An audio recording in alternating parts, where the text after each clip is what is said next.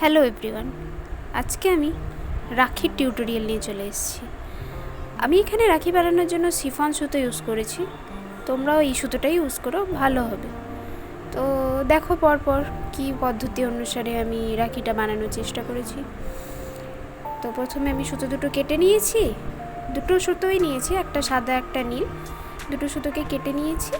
আর তারপর সুতোগুলোকে একসাথে এক জায়গায় জোট করে দিয়েছি এবং তারপরে সুতোগুলোকে আমি একটা হাতের সাহায্যে অন্য হাতে পেঁচিয়ে নিয়েছি। তোমরা যদি এর থেকে বড় করতে চাও আঙুলগুলো একটু ফাঁক ফাঁক করে নিও, আর যদি আরও ছোটো করতে চাও তাহলে দুটো আঙুলের মধ্যেও করতে পারো।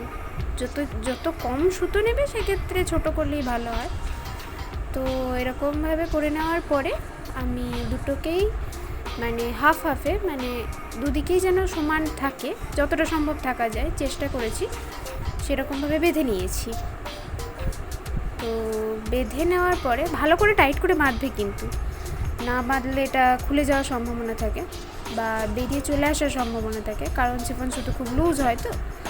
তো যতটা পারবে জোরে টাইট দিয়ে বাঁধবে এবং বাঁধার পর এগুলোকে দুটো দিকই আমি কাঁচির সাহায্যে কেটে নিয়েছি। ভালো করে চেষ্টা করবে যেন একটাও ওরকম আটকে না থাকে, দুটো সাইডই যেন ভালো করে আর কেটে নেওয়া হয়। তো তারপর দু সাইডেরই দেখতেই পাচ্ছ এই পদ্ধতিতে মাঝখানটা বের করে হাতের সাহায্যে টিপে ধরবে, এক্সেস সুতোটা কেটে দেবে অবশ্যই। তারপর ওই হাতের সাহায্যে মাঝখানটা ধরবে, ধরে একটা পুরনো ব্রাশ নেবে, পুরনো ব্রাশ আশা করি থাকবে তোমাদের বাড়িতে, সেটাকে কেটে নেবে ভালো করে যাতে একটু ধারালো হয়।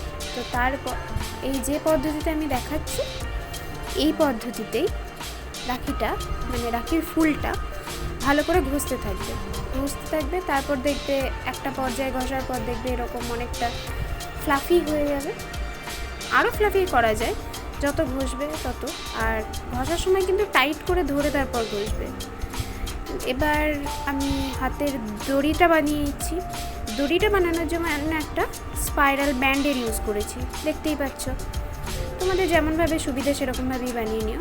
তারপর ওই ফুলটা আর এই স্পাইরাল ব্যান্ডটা আমি এক জায়গায় ছুঁচ সুতোর সাহায্যে আটকে নিয়েছি। তোমরা চাইলে আঠাও ইউজ করতে পারো, বাট আমার মনে হয় ছুঁচ সুতোটাই বেটার। তো তোমরাও ছুঁচ সুতো দিয়ে ভালোভাবে স্পাইরাল ব্যান্ডটা এই রাখি ফুলটার সাথে আটকে নেবে, এমনভাবে আটকাবে যেন ছেড়ে না যায় বা না নড়ে, কারণ আগেই বলেছি সিফন সুতো খুব ছেড়ে যাওয়ার বা সরে যাওয়ার ভয় থাকে। তো বাঁধতে গিয়ে খুলে যাবে, এই রকম পরিস্থিতি যাতে না আসে সেজন্যই খুব ভালো করে দড়ি দিয়ে সুতো দিয়ে বেঁধে নেবে।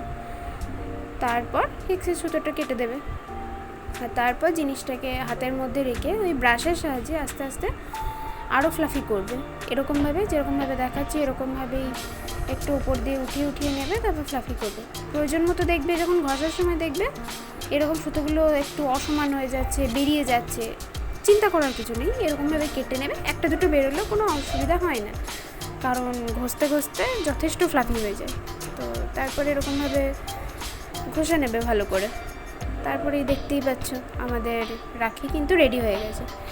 এটা একটু অন্য ধরনের রাখি, জানি না আগে কোথাও দেখেছো কি না বা শিখেছো কি না। আমি আমার স্কুলে এটা শিখেছিলাম, আমি বিশ্বভারতীতে পড়তাম, সেখানেই আমি শিখেছি।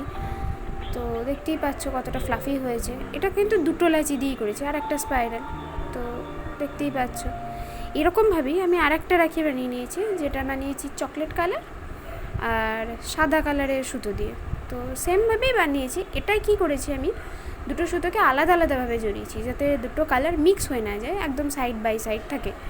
তো দুটোকে আলাদাভাবে আঙুলে জড়িয়ে তারপর একই পদ্ধতিতে টাইট করে বেঁধে নিয়েছি।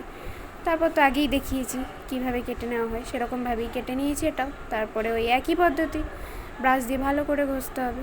ঘষার সময় দেখবে যেন কোথাও কোনো কিছু আটকে না যায় বা কিছুতে লেগে ছিঁড়ে না যায়। তো ব্রাশ দিয়ে ভালো করে ঘষতে ঘষতে আগের রাখিটার মতো এটাও দেখবে সেরকম একটা ফ্লাফি পর্যায়ে চলে এসছে। আর ওই যে আগে বললাম প্রয়োজন মতো কেটে নেবে, শেপ দিয়ে নেবে, গোল মতো করে নেবে।